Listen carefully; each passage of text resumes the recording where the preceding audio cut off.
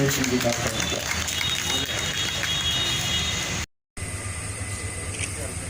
जोरदार तालियों से स्वागत कीजिए।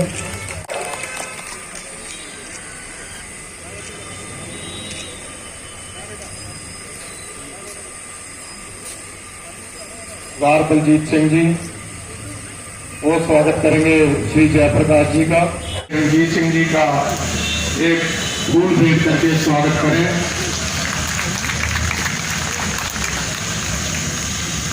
सरदार मनजीत सिंह जी चड्ढा,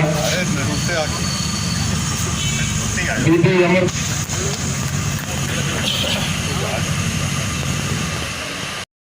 सरदार स्वरूप सिंह जी गहीर जो कि इस इलाके में आकर के विभाजन के बाद आकर कर यहाँ पर बसे हैं, और उन्होंने मान सिंह जी कही जो थे, सरदार मान सिंह कई होरा ने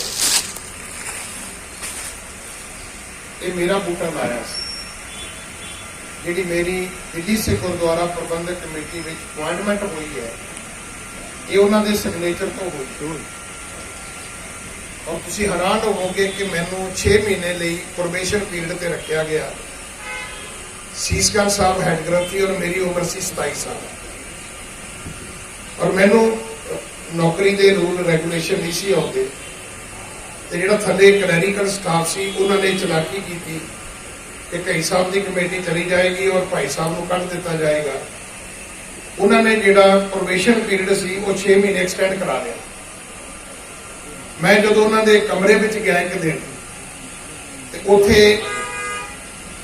इत्थे एक रागी सिंह होंदे सी, प्रोफैसर कुलदीप सिंह, वो आउंदे ने, तो मैं उन्होंने गोडी हथ लाया क्योंकि मेरे उस्ताद सी। तो कई साहब मैनू कह लगे ज्ञानी जी ये तुसी ठीक नहीं किया, तुसी साडे हैड ग्रंथी हो, तो तुसी ये ठीक नहीं किया, तुहानू ये गोडी हथ नहीं सी लाउणा चाहिए। मैं कहा जी मैं तुहाडा हैड ग्रंथी हाँ, पर मैं इन्हां दा स्टूडेंट हाँ। मैनू कह लगे अच्छा।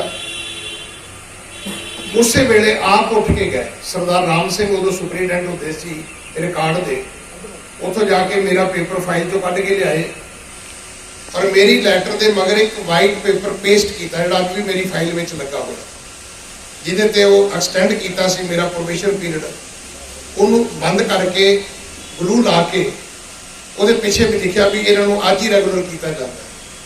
मैनू अज खुशी है कि मैं अज उस अपने बजुर्ग के नाम तो जो इत्थे पार्क का नाम रखा जा रहा है, तो मैं अज उन्होंने नाम की अरदास करने वास्ते आया। तुसीं मैनू बुलाया, मैं तुहाडा सारिआं दा धन्नवाद करदा। वाहिगुरू जी का खालसा, वाहिगुरू जी की फतेह। दाता जी इस पार्क का नाम अज उन्होंने नाम तो रखण दी आप जी आज्ञा बख्शो।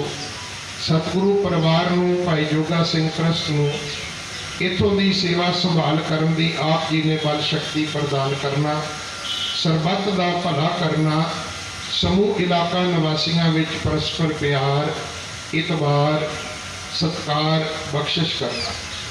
कोरोने के इस प्रकोप से दाता जी परिवारों की संसार की रखिया आप करनी, कला विच करन दी बल शक्ति प्रदान करना, सारियां दियां हाजरियां प्रवान करनिया, सरबत का भला करना, सही प्यारे मिलने, जिन्हां मिलिया तेरा नाम चितावे, नानक नाम चढ़दी कला, तेरे भाने सरबत तो पहला तो गुरु महाराज की फतेह बुलंद करिए। वाहिगुरू जी का खालसा, वाहिगुरू जी की फतेह। सब तो पहला तो मैं मुबारकबाद देंगा पूरे कई परिवार को कि जिस तरीके से नाल अज इन्होंने अपने बुजुर्गों का नाम के उत्ते चान लाए और जिस तरीके के नाल इस पार्क का नाम सरदार मान सिंह कई साहब के नाम से रखा गया और सड़क का नाम सरदार स्वरूप सिंह जी कई साहब के नाम के उत्ते मैं समझदा कि आशीर्वाद होंदा उन्हां बच्चों के उत्ते जिहड़े अपने माँ प्यो का नाम वड्डा करते हैं, उन्होंने नाम नूं सदैवी लोगों के विचरण वसे उन्होंने नामकरण जिहड़े पार्कों के और सड़कों के नाम के उत्ते कराए जाते हैं। और ये जिहड़े निगम पार्षद मेयर ਜਾਂ ਜਿਨ੍ਹਾਂ ਦੇ ਥਰੂ ਇਹ ਸਾਰੇ ਕਾਰਜ ਹੁੰਦੇ ਨੇ ਉਹਨਾਂ ਨੂੰ ਵੀ ਇਹ ਮਜਬੂਰੀ ਹੁੰਦੀ ਹੈ ਕਿ ਇਹ ਕੰਮ ਉਹਨਾਂ ਲੋਕਾਂ ਦੇ ਨਾਮ ਤੇ ਅਸੀਂ ਜ਼ਰੂਰ ਕਰਨੇ ਜਿਨ੍ਹਾਂ ਨੇ ਸਮਾਜ ਦੇ ਵਿੱਚ ਬਹੁਤ ਵੱਡਾ ਕੰਮ ਕੀਤਾ ਹੋਇਆ। ਸਰਦਾਰ ਮਾਨ ਸਿੰਘ ਕਈ ਸਾਹਿਬ ਬਾਰੇ ਜਿੰਨਾ ਕਿ ਮੈਂ ਜਾਣਦਾ ਕਿ ਦਿੱਲੀ ਸਿੱਖ ਗੁਰਦੁਆਰਾ ਪ੍ਰਬੰਧਕ ਕਮੇਟੀ ਦੇ ਉੱਚ ਅਹੁਦਿਆਂ ਤੇ ਰਹਿੰਦੇ ਹੋਏ ਉਹਨਾਂ ਨੇ ਪੰਥ ਲਈ ਕੌਮ ਲਈ ਬੜੇ ਵੱਡੇ ਵੱਡੇ ਕੰਮ ਕੀਤੇ ਹੈ। ਔਰ ਇਸ ਇਲਾਕੇ ਦੇ ਵਿੱਚ ਖਾਸ ਤੌਰ ਤੇ ਕਹਿ ਸਕਦੇ ਹਾਂ ਕਿ ਕੋਈ ਵੀ ਪਾਰਟੀ ਦਾ ਬੰਦਾ ਖੜਾ ਹੋਏ, ਚਾਹੇ ਉਹ ਕਿਸੇ ਵੀ ਧੜੇ ਨਾਲ ਸੰਬੰਧਿਤ ਹੋਏ, ਮਗਰ ਜਦ ਤੱਕ ਇਸ ਪਰਿਵਾਰ ਦਾ ਆਸ਼ੀਰਵਾਦ ਨਹੀਂ ਮਿਲਦਾ ਉਹ ਇੱਥੋਂ ਕਦੀ ਮੈਂਬਰ ਜਿੱਤ ਕੇ ਨਹੀਂ ਜਾ ਸਕਿਆ। ਸੋ ਜਿਸ ਤਰੀਕੇ ਦੇ ਨਾਲ ਆਪਣੇ ਬਜ਼ੁਰਗਾਂ ਦੀ ਪਰੰਪਰਾ ਨੂੰ ਅੱਗੇ ਵਧਾਉਂਦੇ ਹੋਏ ਸੇਵਾ ਦੇ ਵਿੱਚ ਕਈ ਸਾਹਿਬ ਲੱਗੇ ਆ, ਕਿਉਂਕਿ ਨਾਮ ਬੋਲਣਾ ਬੜਾ ਔਖਾ ਸੀ ਤੇ ਬਿੱਟੂ ਭਾਈ ਸਾਹਿਬ ਕਹਿੰਦੇ ਆ, ਜਿਸ ਤਰੀਕੇ ਦੇ ਨਾਲ ਬਿੱਟੂ ਜੀ ਔਰ ਹੰਨੀ ਜੀ ਔਰ ਨਾਲ ਸਾਰੇ ਇਹਨਾਂ ਦੇ ਟੀਮ ਮਿਲ ਕੇ ਕੰਮ ਕਰ ਰਹੀ ਹੈ। तो मैं समझदा कि इस तरीके दे नाल ही असीं अपने बच्चों अपने बजुर्गों के नाम वड्डे कर सकते हैं। और अज रहने वाले समय तक जद तक इत्थे बच्चे आएंगे बजुर्ग आएंगे पार्कों के विच उस सरदार मान सिंह कई साहब के नाम के उत्ते इस पार्क जिहड़ा रखा गया उहदे विच आके उस नूं मशहूर करनगे। तो मैं गुरु चरणें च अरदास करदा कि इसी तरीके दे नाल परिवार गुरु पंथ दीआं सेवावां करदा रहे। नाल ही सरदार मनमोहन सिंह जी पाटिया साहब साडे वड्डे भाई साहब ने उन्होंने दे सारा परिवार मिल जुल के जिस तरीके दे नाल सेवा कर रहा, महाराज इन्हां दे उत्ते अपना हाथ रखी रखन। गुरु महाराज खुशियां बख्शन। बहुत बहुत धन्यवाद। वाहिगुरू जी का खालसा वाहिगुरू जी की फतेह। देखो बड़ी साढ़े सारे कौम वास्ते साढ़े पटेल नगर के वासियों वास्ते ते सारे पंजाबी कम्यूनिटी वास्ते तो मैं कह सकना कम्यूनिटी भी नहीं पूरे साढ़े पटेल नगर के नगर के जितने रेसीडेंट सन उन्हों की बड़ी गल है उन्होंने वास्ते कि ਜਿਹੜੇ ਸਰਦਾਰ ਮਾਨ ਸਿੰਘ ਆਈ ਜਿਨ੍ਹਾਂ ਦੀ ਬੜੀ ਸੇਵਾਵਾਂ ਹਨ। ਉਹਨਾਂ ਨੇ ਭਾਈ ਜੋਗਾ ਸਿੰਘ ਗੁਰਦੁਆਰੇ ਦੇ ਉੱਤੇ ਤੇ ਬਾਕੀ ਸਾਡੇ ਪਟੇਲ ਨਗਰ ਤੇ ਉਹਨਾਂ ਨੇ ਅੰਤਿਕ ਸੇਵਾ ਕੀਤੀ ਹੈ। ਉਹਨਾਂ ਦੇ ਨਾਂ ਤੇ ਅੱਜ ਇੱਕ ਪਾਰਕ ਉਹਨਾਂ ਨੂੰ ਸ਼ਰਧਾਂਜਲੀ ਦੇ ਤੌਰ ਤੇ ਅਸੀਂ ਸਾਰੇ ਤੇ ਨਾਲ ਸਰਦਾਰ ਸਰੂਪ ਸਿੰਘ ਜੀ ਜਿਹੜਾ ਦੇ ਉਹਨਾਂ ਦੇ ਸਾਹਿਬਜ਼ਾਦੇ ਨੇ ਉਹਨਾਂ ਦੀ ਵੀ ਕੰਟਰੀਬਿਊਸ਼ਨ ਦੇ ਉੱਤੇ ਇਹ ਦੋਨੋਂ ਦੇ ਨਾਵਾਂ ਤੇ भाई साहब के नाम से यह पार्क का उद्घाटन हो रहा है। असी मैं महेंद्रपाल सिंह आनंद अपने इंटलैक्चुअल चैंबर ऑफ कॉमर्स के तौर तो वर्ल्ड पंजाबी ऑर्गेनाइजेशन तो वर्ल्ड ब्रदरहुड ऑर्गेनाइजेशन के बिहाफ तो इन्हों लख लख बधाइयां दे रहा है जी। वाहिगुरू जी का खालसा वाहिगुरू जी की फतेह। अज का दिन जोड़ा है साढ़े लिए बड़ा खुशहाल दिन है। अज के दिन इस पार्क का नाम सरदार मान सिंह कई जी के नाम से रखा जा रहा है।